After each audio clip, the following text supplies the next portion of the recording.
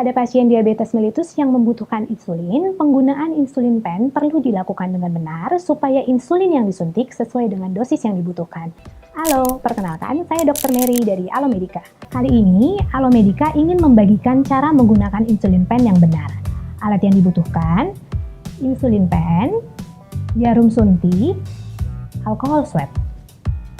Oh iya dok, terdapat beberapa ukuran jarum yang bisa digunakan untuk insulin pen. Kali ini, saya menggunakan ukuran jarum 4 mm.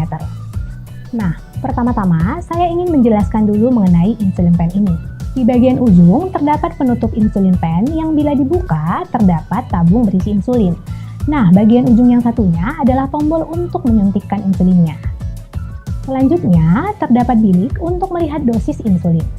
Pada insulin pen ini, indikator angka menunjukkan jumlah unit insulin yang akan disuntikkan.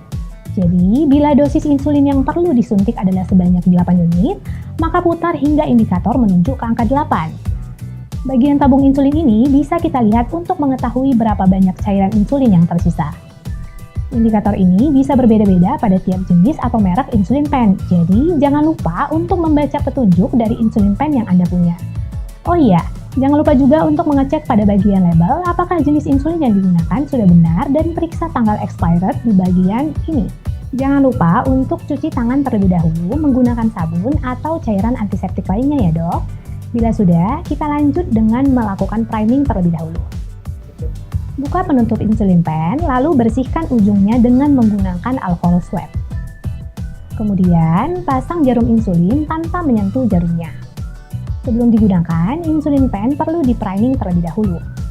Caranya adalah dengan mengatur dosis ke angka 1 atau 2, kemudian arahkan jarum ke atas. Ketuk-ketuk bagian atas insulin pen untuk mencegah adanya gelembung udara di dalam tabung. Buka penutup jarum dan tekan tombol suntikan insulin secara perlahan hingga terlihat tetesan insulin keluar. Hal ini menandakan bahwa insulin pen sudah bisa digunakan. Bila tetesan insulin belum keluar, ulangi lagi langkah priming hingga tetesan keluar. Penyuntikan insulin dapat dilakukan di berbagai area tubuh, yaitu perut, lengan atas bagian lateral, paha bagian lateral, dan terakhir di bagian bokong. Posisi ini dipilih berdasarkan preferensi dan ingat gunakan tempat yang berbeda tiap kali melakukan penyuntikan insulin. Bila insulin pen sudah di-priming dan siap digunakan, kini saatnya melakukan penyuntikan. Berikut adalah langkah untuk melakukan injeksi insulin. Putar indikator pengatur dosis sesuai resep.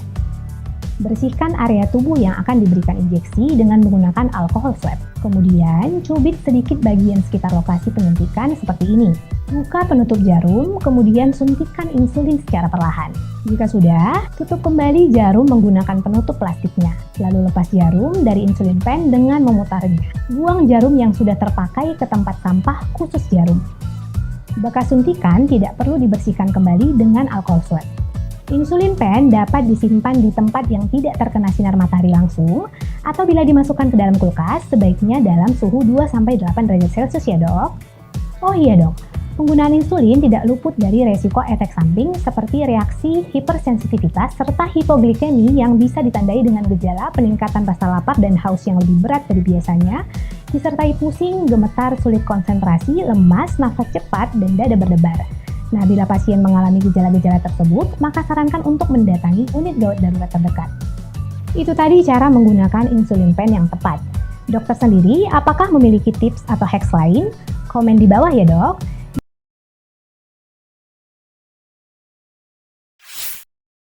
Cara penggunaan insulin yang baik dan benar. Nah, langsung aja kita simak videonya.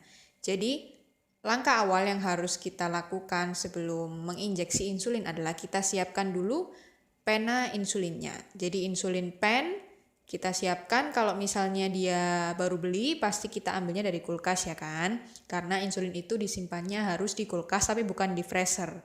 Jadi di kulkas tapi yang suhu bawah-bawah aja. Oke, jadi yang pertama kita buka dulu insulinnya, kemudian dilihat apakah insulinnya itu jernih ataukah insulinnya itu keruh. Kalau misalnya insulin yang dia rapid acting seperti contohnya Lispro atau Aspart, Novorapid, itu harusnya bentuknya adalah jernih. Untuk insulin-insulin yang dia mix atau campuran seperti Novomix, dia biasanya bentuknya keruh. Nah, Untuk insulin yang jernih, maka dia bisa langsung siap untuk dipakai.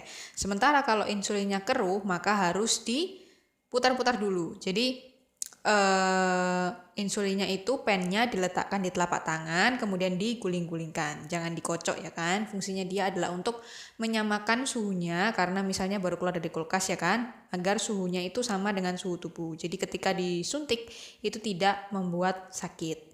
Oke, next, setelah insulinnya sudah ready, maka kita siapkan jarumnya.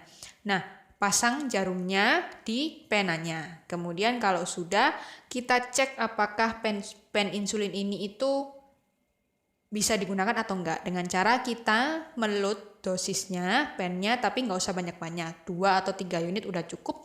Kemudian kita coba ngetes doang. Kita coba tekan insulinnya. Kalau misalnya ada cairan yang keluar dari jarumnya, berarti pen itu berfungsi dengan baik. Maksudnya it works. Jadi dia bisa digunakan. Nah, kalau misalnya nggak keluar berarti kan ada something wrong di proses injeksi dari pen itu. Sebaiknya nggak usah dipakai, ganti pen yang baru aja kalau misalnya nggak. Jadi biar udah tahu disuntik, biar bagus. Kalau misalnya kita nyuntik pakai pen yang nggak bagus, udah terlanjur sakit tapi insulinnya nggak keluar ya kan. Jadi pastikan insulinnya bisa keluar dari jarum pennya. Kalau misalnya oke, insulinnya udah bisa keluar, maka kita load pakai dosis yang sesuai dengan resep dari dokter. Misalnya 10 unit atau 15 unit, kita putar pennya sampai angka dosis tersebut. Kalau misalnya udah, maka insulin itu siap diinjeksikan. Nah, lokasi penginjeksiannya di mana? Pilihlah daerah-daerah yang banyak lemaknya, karena insulin ini tujuannya dipakai di area subkutan. Subkutan itu di bawah kulit, jadi masuk di jaringan lemak. Jadi bukan intravena seperti kita injeksi obat-obat yang biasanya di rumah sakit yang diinjeksikan suster, itu bukan kayak gitu. Kalau yang diinjeksikan suster-suster itu biasanya harus masuk langsung intravena. Nah, karena ini di subkutan, maka kita pilih area-area yang cukup berlemak. Misalnya di lengan atas, baik kanan maupun kiri, bisa juga di paha, baik kanan maupun kiri, dan bisa juga di perut. Nah, kalau di perut hati-hati ya, jangan dekat sama pusar, dan jangan sampai nusuk tulang rusuk. Jadi pilihlah daerah yang nggak ada tulang rusuknya. Kalau bahaya nanti sakit kalau misalnya kena tulang rusuknya ya kan. Nah, pilihlah lokasi, terserah tadi di antara lokasi-lokasi yang tadi mau di mana, kemudian dicubit jaringannya. Nah, dicubit fungsinya untuk apa? Biar insulinnya ini bisa masuk ke area subkutan itu tadi. Nah, dicubit kemudian disuntikkan. Posisi menyuntiknya harus 90 derajat, jangan miring, karena kalau miring yang pertama kayaknya lebih sakit ya daripada lurus ya kan. Dan miring kayaknya nggak enak deh, jadi lurus aja dah. Nah, setelah itu diinjeksikan sampai dosisnya habis, kemudian dibiarkan dulu 5-10 detik, baru ditarik. Kenapa? Karena takutnya nanti insulinnya keluar lagi. Jadi, nanti kan mubasir ya kan, padahal tujuannya dia adalah untuk masuk ke subkutan tapi nanti keluar lagi. Jadi dibiarkan sebentar dulu, kemudian baru dilepas. Nah, kalau udah, maka jarumnya ditutup lagi, kemudian dibuang.